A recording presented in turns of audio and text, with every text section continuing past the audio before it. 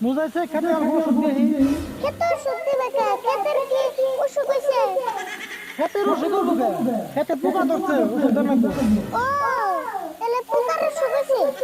দেওয়া তো কত কথা কয় পোকার ওষুধ দেবো কে পোকাই খেতের ওষুধ ও, পোকাই দিলে খেতের অসুখ।